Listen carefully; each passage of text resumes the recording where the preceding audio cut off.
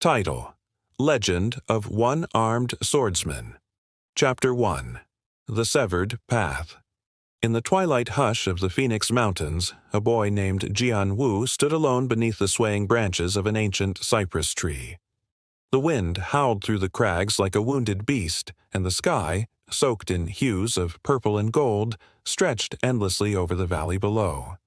Jian Wu's fingers trembled as he gripped the wooden hilt of his practice sword, a mock weapon fashioned from broken branches. The sun had nearly set, casting elongated shadows that danced eerily across the forest floor. Jian Wu was the youngest disciple of the Golden Saber sect, a once revered martial clan known throughout the southern prefectures for its devastating blade techniques. But Jian Wu was an afterthought in their ranks, a charity case adopted out of obligation after his father, a loyal swordsmith of the sect, died in a fire set by bandits. Despite his lineage, Jian Wu was slow to learn, weak in spirit and lacking in internal energy. He was mocked by fellow disciples, overlooked by masters, and forgotten by the sect leader, Master Lang Rui. "Go home, swordless fool," a voice jeered behind him. It was Fang Li, the sect's rising star. Clad in white with gold trimmings, his saber hung at his hip like a predator's fang. "Even the mountain foxes show more grace than you." Jian Wu turned, forcing a smile. "Then I shall learn from the foxes." The laughter that followed was cruel, echoing through the empty courtyard as the other disciples joined in. Jian Wu lowered his head, walking away with quiet dignity. His body ached, not from bruises, but from the burden of being unwanted. The elders called him cursed, for he was born on the night of the Black Eclipse, a celestial event feared across the empire. Many believed his misfortunes were written in the stars. That night, Jian Wu wandered beyond the sect's walls, deeper into the Phoenix Mountains, seeking solitude. With only the stars above and his thoughts as companions, he stumbled upon a hidden gorge veiled in mists. In the heart of that gorge stood a temple ruin, ancient and overgrown, its stones etched with forgotten scripts. Within, an eerie glow emanated from beneath the debris. Curiosity pulled him forward. He unearthed a jade box embedded in the earth, sealed with iron clamps and binding talismans. As he touched it, lightning cracked the heavens. The box opened. Inside lay a single scroll, the Song of the Severed Blade. Its parchment was old, yet untarnished. As Jian Wu unrolled it, words flared into his eyes, burning into his soul. He fell unconscious, and in dreams he saw a man with one arm cleaving mountains in a single stroke. When he awoke, the scroll was gone, but the knowledge remained. In the days that followed, Jian Wu trained in secret. His right arm grew stronger, faster, sharper. But tragedy struck when the senior disciples accused him of theft. They ambushed him near the cliffs, beating him until he teetered on the edge. "You're nothing, Jian Wu," Fang Li sneered. "This is where your story ends." But Jian Wu did not fall. With blood pouring from his wounds, he rose. Fang's blade struck, and in a flash, Jian raised his hand to block. Steel met flesh. There was silence. His right arm lay on the rocks, severed at the elbow. "Now you're truly worthless," Fang Li spat, turning away. But as darkness took him, Jian Wu whispered, "This is not the end. This is the beginning." The boy who had nothing had now lost everything, and from that he would forge the legend of the One-Armed Swordsman. Chapter 2. Shadows Beneath the Waterfall. Pain was a constant companion.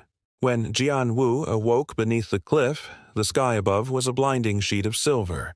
Rain poured in steady torrents, drowning the blood that had stained the rocks. His severed arm was gone, the wound hastily wrapped in cloth torn from his robes.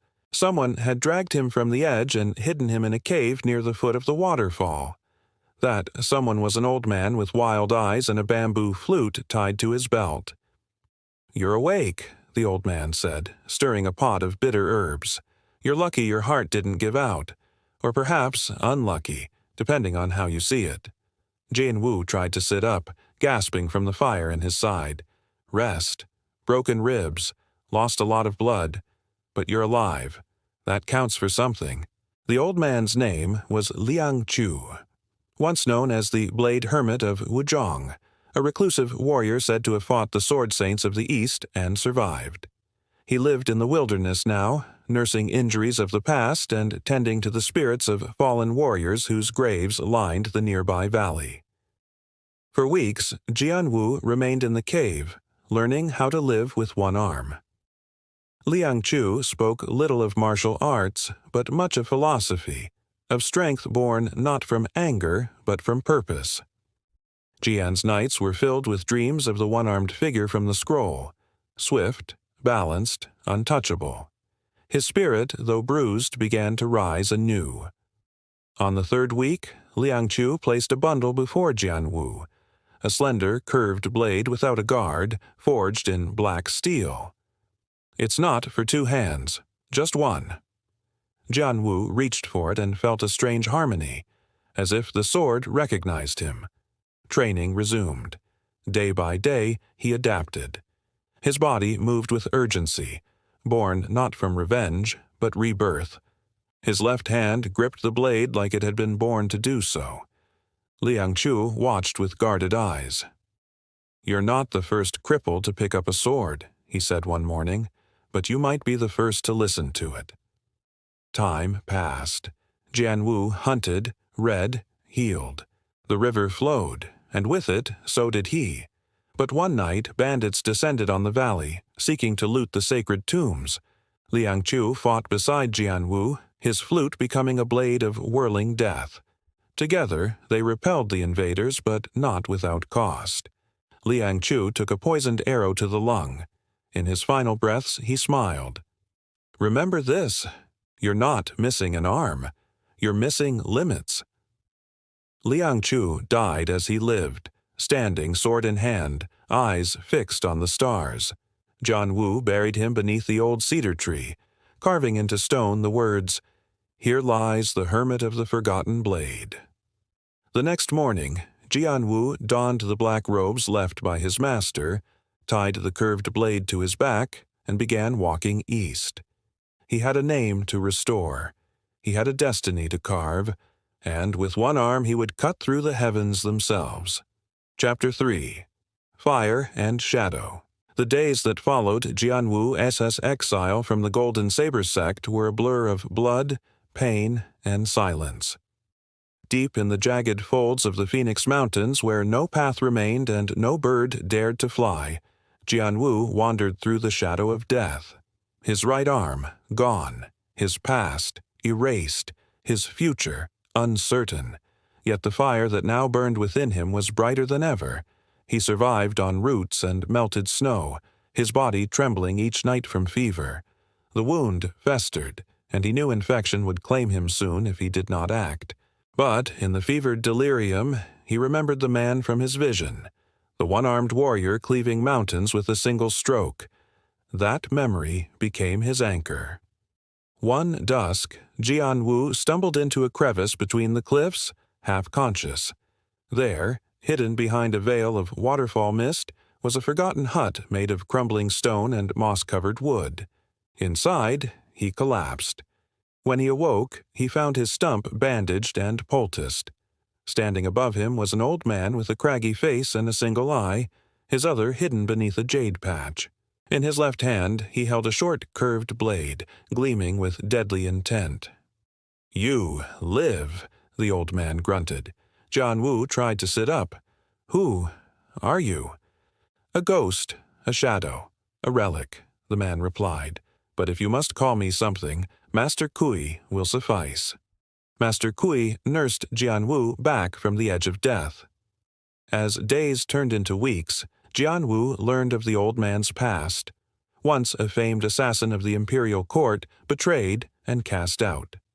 Kui had lost his right arm years ago and had vanished from the martial world. Seeing the same fire in Jian's eyes, Kui made a decision. "You lost an arm," Kui said one day, placing a blade into Jian's left hand. "But you still have one. and one is all you need to kill. Training began. Master Kui's techniques were unlike any Jian had learned. Silent footwork, feints hidden in flicks of the wrist, power drawn not from brute strength but from momentum and flow. Jian Wu adapted quickly. He learned to balance without a second arm, to pivot with explosive precision, to turn his weakness into unpredictability. Under moonlight, they sparred. By day, they hunted beasts to test technique. Slowly, Jian's form sharpened, his instincts refined. He crafted a saber to match his form, shorter, lighter, curved like a predator's claw. Months passed. Then, one night, as the stars shimmered above the frozen peaks, Master Kui said, "Tomorrow, I will teach you the death spiral, the final strike of the one-armed blade." But morning came with screams. Bandits, seeking the bounty on Kui's head, had found the hut. The clash was brutal. Ku fought like a demon, his blade dancing in crimson arcs. Jian joined, a blur of motion. But the numbers were too many. Kui was struck down protecting Jian. "Live, and finish what I could not," Kui whispered as life faded from his single eye. Fueled by grief and rage, Jian Wu unleashed the death spiral. In a storm of steel, the bandits fell one by one. The legend was born anew. The one-armed swordsman rose from fire and shadow. Chapter 4. Shadows Beneath the Moon. The Phoenix Mountains slumbered under a silver blanket as the moon crested the night sky. Jian Wu stood at the edge of a cliff, his single arm wrapped tightly in cloth, a silhouette carved in solitude. Below, the village of Zhi flickered with lantern lights, unaware of the storm that brewed in its protector's heart. 2 months had passed since Jian Wu survived the betrayal at the cliff. Hidden in the sacred temple of the severed blade, he immersed himself in the ancient saber techniques etched within his mind. The scroll may have vanished, but its power thrummed in his veins. He moved like a phantom now, silent, precise, lethal. But with power came enemies. The Golden Saber sect had declared him a traitor. Rumors spread like wildfire that Jian Wu had fallen to dark arts, consorting with forbidden powers. Fang Li, now hailed as a hero within the sect, had vowed to cleanse the realm of his former brother. Bounties were posted in every town from Xiai to the southern gates. Jian Wu did not hide in fear. He trained in resolve. Master Kong, a wandering scholar swordsman, had discovered Jin bleeding near the sacred spring. The old man nursed him to health, and recognizing the fire in Jin's eyes, took him under his wing. Under moonlight and wind, they trained atop high ridges and beside crashing waterfalls. "Your saber is your voice," Master Kong would say. "Make it speak only when the world refuses to listen." Jianwen fashioned a curved saber suited for single-arm use. It became part of him, dancing with each motion, whispering songs of vengeance and justice. He adopted a new style, swift, flowing, unpredictable. The song of the severed blade had evolved in his hands. Trouble found him before he sought it. A group of hired killers tracked him to the outskirts of Xiayi. They moved under nightfall, blades dipped in poison, confident in their numbers. Jian Wu awaited them beneath a willow tree. When they struck, he moved like wind through reeds. Fluid, merciless. One by one, they fell. But the last assassin spoke before dying. "Your master bleeds in the east."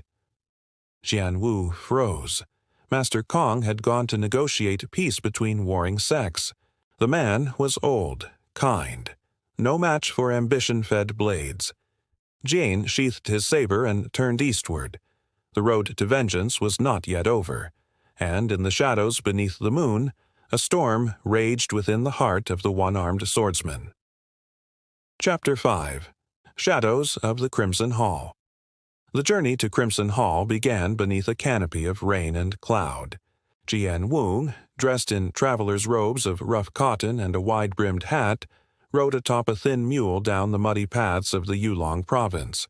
Behind him, in the misty trails, followed Lady Zhao Yue. no longer the cold emissary of the Iron Wraith clan, but now an unlikely ally, her wounds still healing beneath layers of silk armor. Though silence often rode between them, a quiet understanding had taken root since the night of their escape from the assassins in Black Lantern Valley. Crimson Hall was not marked on any map. It was whispered of in the martial world as a den of forgotten knowledge and deadly trials. Once a gathering place for exiled masters and heretics, the hall now stood as a neutral ground where ambition could be sharpened or shattered. Jian Wu sought it not for glory, but for answers. "What do you hope to find there?" Zhao Yue asked, her voice like rain on stone. He looked ahead.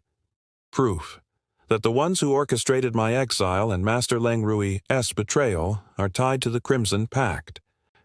Zhao Yue's eyes narrowed. "If the Pact has infiltrated Crimson Hall, then we are walking into the belly of a beast." Jian Wu smiled faintly. "Then it is time the beast learned to fear the wounded." Crimson Hall revealed itself near dusk, a fortress hidden in a crimson canyon carved from blood-red stone with banners of black and gold fluttering against the mountain wind. The outer gates bore the crest of a tiger devouring the moon, symbol of the ancient Blade Sect, one of the original founders. Upon entering, Jian and Zhao Yue were met by Master Ren Hualing, the keeper of the hall, a withered old man with eyes sharper than any sword. "One arm, but two shadows behind you," he said, his gaze flicking from Jian to Zhao Yue. "You seek the archives. You seek the truth. But first, survive the trial of the 5 echoes." That night, they were taken to a circular arena lit by torches. 5 opponents awaited, each masked, each a master of one of the 5 forms: wind, flame, stone, water, and thunder. To pass, Jian had to defeat them without rest. With the severed blade's style now flowing through him like instinct, Jianwen faced the trials. His footwork echoed wind. His blade burned like flame. He adapted, evaded, struck. When his strength waned, Zhao Yue sang an old Iron Clan chant from the stands, a rhythm that reignited his focus. By the end of the 5th duel, Jian collapsed, bloodied but undefeated. The hall fell silent. Master Ren bowed low. "You are not just a swordsman. You are a storm, waiting to be named." In the archives, Jian found records, letters marked with the seal of Crimson Pact leaders, names he knew from his past. One, unmistakably, belonged to Fang Li. Fury rekindled. The man who severed his arm now sought to sever the balance of the martial world. Jianwen stood in the glow of candlelight, scrolls clutched tight, his vow echoing deep into the canyon walls. "I will end this. With one blade and one arm, I will carve justice from shadow." Chapter 6. The Crimson Courtyard. The journey to Red Moon City had been long and arduous, and by the time Jian Wu reached its crimson gates, his robes were tattered by wind and time.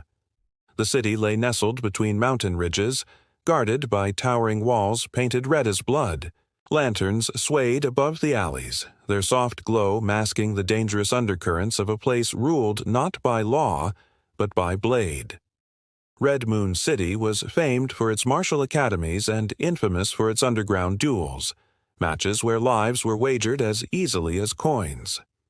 It was here that many young warriors sought fame and fortune, and it was here that Jian Wu would test his growing power. He found lodging in a small tea house on the edge of the inner ring, run by a blind old man named Uncle Shen. The man, despite his blindness, seemed to see through Jian Wu with unsettling clarity. "The way you hold your silence," Shen had said one evening, pouring tea, "reminds me of ghosts. Are you seeking vengeance or salvation?" Jian Wu replied only, "I seek the path forward."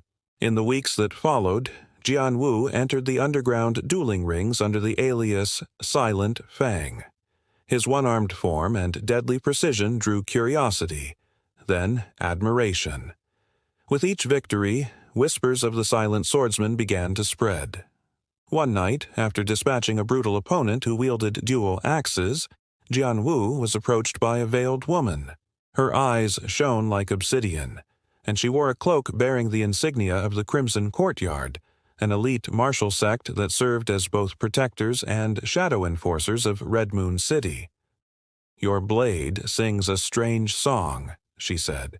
"Come with me. The courtyard wishes to hear its full melody." Jian Wu followed her through winding alleys into a vast estate concealed behind illusions. The Crimson Courtyard was unlike any sect he had seen, half temple, half fortress, filled with warriors cloaked in scarlet and gold. There he was tested, not just in martial prowess, but in will. He fought blindfolded, he faced illusions of his past, he meditated under cascading waterfalls. His resolve deepened. The leader of the courtyard, Master Yan Suo, a woman known for her cold wisdom and unmatched spear techniques, eventually summoned him. "Why do you fight with one arm, when you could wield two with the right elixirs and surgeons?" Jian Wu answered, "Because what I lost taught me more than what I had. The path I walk demands I remember pain." Impressed by his clarity and unshakable spirit, Yan Suo allowed him to remain, though as a guest, not a disciple. Within the courtyard, Jian Wu honed a new technique, a fusion of his severed blade with the courtyard's wind-laced footwork. He called it Ghost Fang. It was during this time that word reached Red Moon City of Fang Li's rise. Now a commander in the Iron Banner sect, Fang had become infamous for burning villages that resisted his rule. The past, long buried, began to rise. One night, as Jian Wu trained under the moonlight, Yan Suo approached him. "There is war brewing," she said, "and you, swordless ghost, may have a part to play yet." Jian Wu looked toward the horizon, where the sky bled red. "Let them come," he whispered. "I have not yet finished the song of the severed blade." Chapter 7. The Phantom Sect. Moonlight bathed the jagged cliffs as Jian Wu trudged along a forgotten path, the cold wind biting at the stump of his severed arm. His left hand, calloused and scarred, gripped the cloth-wrapped hilt of his newly forged blade, crafted from blackened iron and blessed with talismans he had etched from memory. He had walked for 3 days, drawn by rumors of a vanished sect said to haunt the ruins of Mistvale Gorge, a sect that, according to ancient whisperings, once trained assassins with one arm to perfection. The gorge greeted him with mist and silence. Trees curled like sleeping serpents, their limbs cloaked in moss. Jian Wu stepped lightly, senses honed by solitude and suffering. At the gorge's heart, he found it. The Phantom Sect Monastery. It was half buried in the cliff face, masked by cascading vines. He pushed through the growth and entered. A rustle, then steel. A flurry of needles hissed from the shadows. Jian Wu rolled beneath them, springing behind a fallen column. More shadows moved, silent figures with cloth over their mouths and blades curved like talons. "Why have you come?" one asked, voice hoarse, feminine. "To learn," Jian Wu replied. "To fight, to survive." They did not speak again. Instead, they attacked. Days passed within the monastery walls. Jian Wu sparred endlessly, each movement refined, every mistake punished. The Phantom Sect master, a blind swordswoman named Yue Yiran, watched from a high perch. She said little, but her instructions were brutal and transformative. Jian Wu adapted. His sword grew lighter, faster, as his left hand became a blade unto itself. His mind absorbed the phantom forms, techniques designed for ghosts who moved without sound and struck without mercy. Weeks turned to months. When Yue Yiran finally called him to the peak chamber, Jian Wu was no longer a broken disciple. He was a ghost in the mist. "You have no home to return to," Yue said. "But you may yet forge a path. The world burns in the hands of tyrants. And you, Jian Wu, carry the flame that might restore balance." She handed him a scroll, bearing the mark of the 7 Provinces Alliance. "Your enemies gather. Go to them." With one arm and one blade, Jianwu descended the gorge. Toward destiny. Chapter 8. The blade that whispers mist clung to the mountain passes like a spirit's breath as Jianwu crossed into the outer reaches of the eastern prefecture. Here, warlords ruled with iron fists, their banners fluttering like specters over broken cities. The people spoke of the Crimson Coalition, a brutal alliance of mercenaries, exiles, and traitors who bled the land dry in pursuit of power. Jianwu, now a whisper among the trees, had come to sever their ambitions. He wore the black garb of the Phantom Sect, a lone figure cloaked in silence. His blade, forged in the grave of blades and tempered in the Phantom Monastery, rested at his side like a sleeping beast. With each step, he recalled Yue Yiran's parting words. "You are not just a man. You are a consequence." The town of Lianxi had once thrived, its markets vibrant and laughter common. Now it lay hollowed, its people cowed by the coalition's enforcers. Jianwu watched them, men in red armor demanding tribute, cutting down those who refused. A girl wept beside her fallen father, and Jianwu's grip on his sword tightened. That night, the whispers began. They said a ghost stalked the streets, that red-armored men vanished, that in the flicker of torchlight a shadow moved like water and steel sang with no hand to play it. Jianwu left no name, no mark, only silence where cruelty had once reigned. Word of the Phantom reached the Crimson Coalition. Commander Gao Yi, a brute of a man with spiked gauntlets and a reputation for burning villages alive, took notice. He dispatched his fiercest warriors to hunt the specter. They did not return. Finally, Gao Yi himself came to Lianxi. He rode a war elephant, flanked by 40 soldiers. His arrival sent villagers fleeing to their homes. Jianwu watched from a rooftop, eyes like slits of moonlight. He waited until nightfall, then moved. The attack was surgical. Jianwu struck with precision, disabling scouts and collapsing watchtowers with traps. One by one the guards fell, their cries stifled by the darkness. Gao Yi roared in frustration, daring the ghost to face him, and Jianwu did. In the heart of the village square beneath the full moon, the two faced off. Gao Yi swung his great axe in wide arcs, his power monstrous, but Jianwu moved like mist, untouchable, inevitable. Their battle tore through the square. Jianwu, relying on phantom forms and the song of the severed blade, countered brute force with speed and cunning. The fight ended in silence as Jianwu's blade whispered through the air, slicing through Gao Yi's armor and severing his will. The Crimson Coalition's banner fell that night. Lianxi's people emerged from their homes, hesitant but hopeful. Jianwu stood among them, bloodied and breathless. He looked to the sky, remembering his father's forge, the sect that cast him out, and the blade that now defined him. He said only one word, "Rise," and vanished into the mist. Chapter 9. The Battle Beneath Crimson Skies. As dawn broke over the southern prefectures, the skies above the valley blushed with crimson. Jianwu stood atop the jade ridge, the wind flaring his ragged cloak. Below, stretching across the rice plains like a living serpent, was the army of the 7 Provinces Alliance, a force that now served under Fang Li, who had risen as the Grand Marshal under a corrupt emperor. Jianwu's blade hummed with energy, alive with the essence of the Phantom Sect's teachings and the forbidden scroll from the gorge.